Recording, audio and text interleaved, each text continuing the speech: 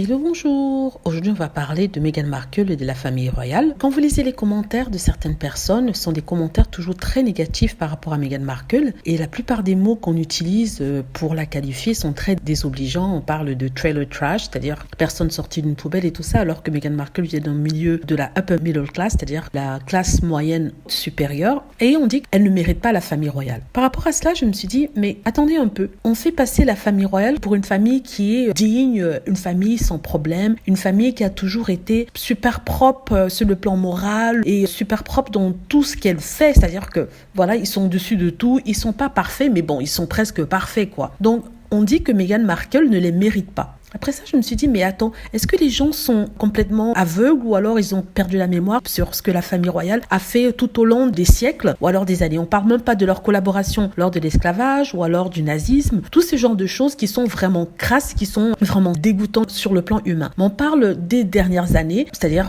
ce qui s'est passé avec Diana, le fait que les membres de la famille royale sont des personnes adultérines qui passent leur temps à sortir avec ci, ça alors qu'ils sont mariés. Ça, ce n'est pas le comportement d'une famille digne. Une famille digne, c'est une famille qui est bien sur tous les plans, que ce soit moral, que ce soit qui est un exemple pour toutes les autres familles. Ce n'est pas le cas pour la famille royale. Donc on a parmi eux, comme je l'ai dit, des adultérines. Je parle par exemple à la princesse Anne qui a épousé son amant, avec lequel elle trompait son mari quand elle était encore mariée à celui-ci, au père de ses enfants. On parle par exemple au prince Charles, dont la liaison avec Camilla et d'autres femmes ont été très documentées. On parle même du prince Philippe qui a carrément mis sa maîtresse dans sa maison, enfin qui aurait mis, je ne vais pas être poursuivi pour ça, dans sa maison et avec laquelle il a vécu pendant un certain temps. On parle aussi de la reine qui est le sujet de rumeurs par rapport au prince Andrew. On disait que le prince Andrew n'est pas le fils du prince Philippe et que la reine l'aurait eu avec un autre homme, pas l'amour de sa vie, mais un homme dont elle était vraiment tombée amoureuse, quelqu'un de très proche. Donc je tairai le nom parce que j'ai pas envie qu'on me poursuive. Donc toutes ces personnes-là, comme je dis, ne sont pas des personnes dignes.